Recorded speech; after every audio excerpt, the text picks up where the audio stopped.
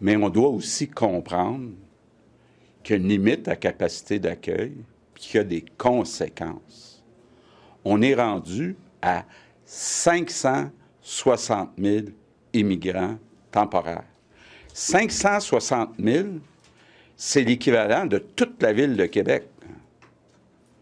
Puis depuis 2 ans seulement, on a eu une augmentation de 260 000. Donc, c'est comme si on avait ajouté la ville de Longueuil en 2 ans. Donc, évidemment, qu'on ne peut pas, par exemple, trouver des logements puis construire des logements pour tout ce monde-là en aussi peu de temps. Ça a aussi des impacts sur l'éducation, sur la santé, sur les services de garde et sur l'avenir du français à Montréal, parce qu'une grande proportion s'installe dans la grande région de Montréal. Donc, c'est le gouvernement Trudeau, avec ses politiques, qui a créé cet immense problème. Il faut absolument réduire rapidement le nombre d'immigrants temporaires au Québec. Et c'est M. Trudeau qui a créé le problème, donc c'est à lui à le régler. Il y a d'ailleurs une rencontre dans 2 jours, vendredi, entre le ministre de l'Immigration du fédéral et les ministres de l'Immigration des provinces. Et le gouvernement Trudeau a clairement une obligation de résultat à court terme. Avez-vous une garantie que M. Fitzgibbon va compléter son mandat en 2026? C'est ce qu'il m'a dit. Avez-vous des craintes qu'il puisse quitter? Parce qu'il envoie des messages. Quand je vais démissionner, je dois le savoir. Non. Est-ce que vous trouvez qu'il commence à trouver ça lourd? Les journalistes, vous voulez dire? Comment ça, lourd? Allez, restez tout le mandat. Projets de transport collectif de PQI qui ne sont pas budgétés, qui ne sont pas provisionnés, pardon. Là, vous avez une agence de transport pour les réaliser, que vous allez mettre de l'avant. Comment on va financer ces milliards-là qu'il va falloir ajouter finalement au PQI? Bien, il y a beaucoup de choses, là. Il y a des travaux qui sont faits, qui pourraient être faits par la Caisse de dépôt. Faut bien s'entendre, là, puis je veux pas scooper Geneviève, mais l'Agence des transports, ça va prendre quand même un certain temps avant qu'elle commence à réaliser des travaux. Donc, les travaux qui doivent être faits vont être provisionnés. Est-ce que ça va prendre de nouvelles sources de revenus? Parce que je pense que l'Agence des transports va avoir peut-être le mandat de trouver de nouvelles sources de revenus. On n'est pas là pour l'instant. Monsieur Legault, le campement pro-palestinien avec il est toujours là. Pourtant, vous avez demandé aux policiers d'intervenir. Qu'est-ce qui se passait? Ils vous ont pas écouté? Bien, j'ai dit ce que j'avais à dire, puis je maintiens ce que j'ai dit. Maintenant, c'est à la direction de McGill, puis du SPVM, d'agir. L'histoire du Québec ne portera pas sur toute l'histoire du Québec, comme le dit son nom. Bien, c'est le Musée national de l'histoire du Québec. Donc, c'est le musée de la nation québécoise. Il y a... Non, c'est voulu. Il y a 11 nations autochtones.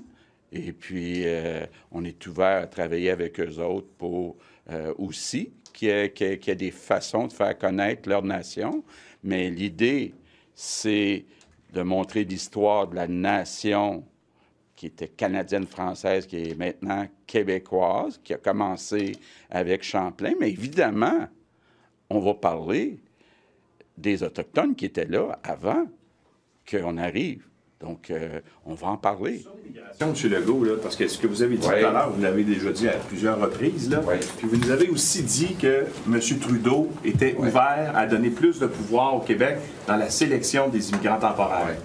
Vous en êtes rendu où dans cette négociation-là? Je comprends que vous dites que dans 2 jours, les ministres vont se rencontrer, mais vous, est-ce que vous avez reparlé avec M. Trudeau? Est-ce que vous avez des contacts avec son bureau qui vous dit que ça va arriver bientôt? Bon. D'abord, les contacts, pour l'instant, sont entre M. Miller puis Mme Fréchette. Il y a une rencontre vendredi. M. Trudeau m'a promis une nouvelle rencontre d'ici le 30 juin. Je pense qu'il va respecter sa promesse. Maintenant, ce que je lui dis, c'est qu'on a besoin des résultats à court terme. Est-ce que sur les mini-hôpitaux qui vont être le mini-hôpital de Québec qui va être à Lévis, pourquoi avoir décidé de mettre ça sur la Rive-Sud? Est-ce que c'est parce que vous craignez qu'aux prochaines élections, vous ayez moins d'appui sur la Rive-Sud de Québec? Pas du tout. Là, on n'exclut pas d'en avoir un à Québec. Pour l'instant, il y avait une opportunité d'en avoir un sur la Rive-Sud, mais on n'exclut pas d'en avoir un à Québec. Vous attendez-vous un affrontement entre les fédérations de médecins et spécialistes et omnipraticiens? Parce qu'il y a plusieurs dossiers qui les dérangent. Oui. Il ne semble pas avoir beaucoup d'ouverture pour les régler, entre autres le GAP. Bon, bien écoutez, j'ai eu une expérience comme ministre de la Santé, on a eu une expérience la dernière négo. C'est jamais simple de négocier avec les deux syndicats de médecins. Donc, entre autres avec la FMOQ, c'est tellement important qu'il y ait une meilleure prise en charge des Québécois.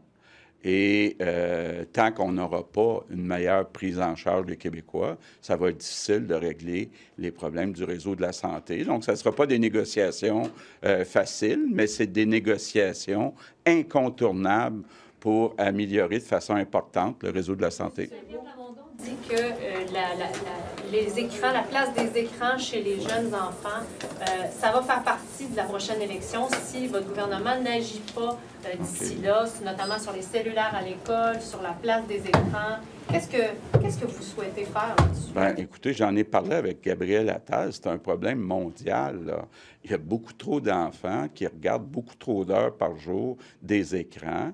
Ça amène toutes sortes de problèmes de santé mentale. Maintenant, on a commencé à agir. Rappelez-vous, Lionel Carman a fait une grande consultation en 2019.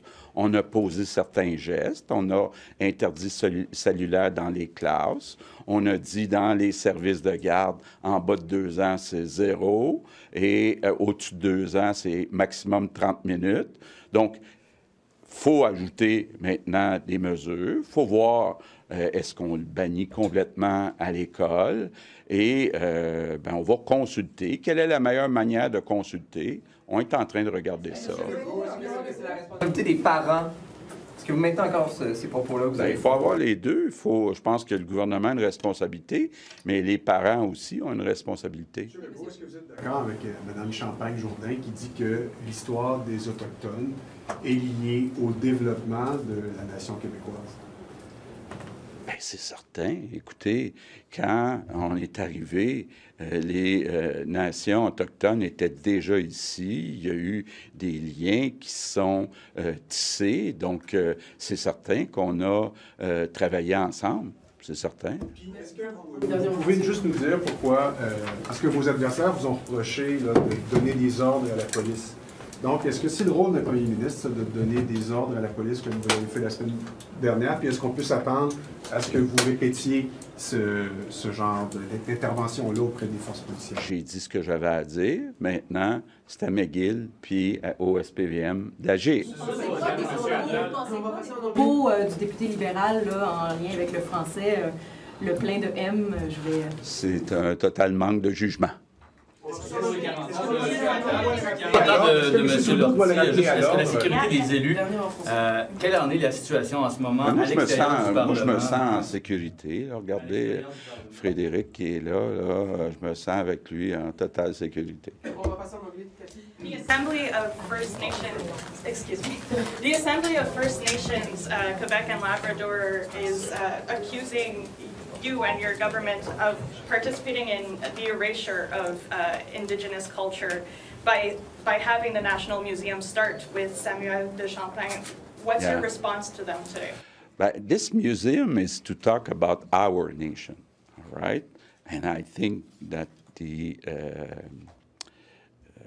11 nations of the indigenous people wouldn't like to say that it's the same nation. Of course, there are things that we did together, but we're talking about the Quebec nation.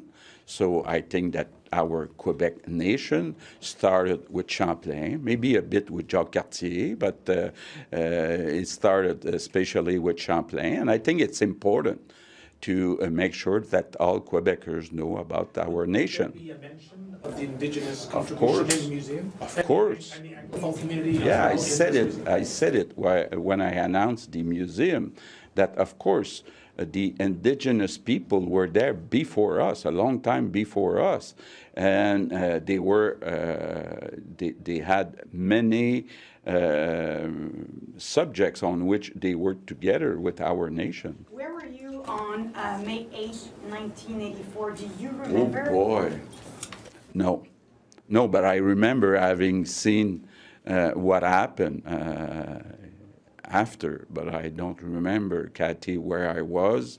84, what age did I have? The influence today to mark the 40th anniversary, what it was for you, what's left. But it's important because it's an attack against the democracy. So, of course, we've put in place rules in the National Assembly to make sure that it doesn't happen again. And we have to mention the incredible work that has been done by Mr. Jalbert. And why did you have to go back and say the same demands, to repeat the same demands on temporary immigrants? Why do you have today to repeat the same message, since you do have discussions on the way and you have a meeting planned with because there's an urgency to get results.